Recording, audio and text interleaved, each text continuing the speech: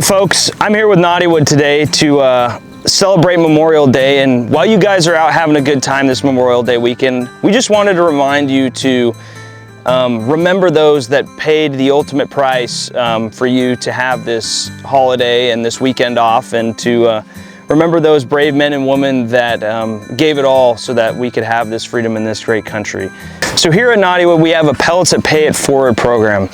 What that is that every time you purchase one of our pellet bags, a portion of that money goes back and helps out those veterans who gave it all and sacrificed so much for us. So we just want to give a little bit back to them and help them out in their times of crisis. So this Memorial Day, go out, have a good time with your friends and family, go cook up on the grill, but remember those veterans that paid the ultimate sacrifice for your freedom. But also, happy grilling.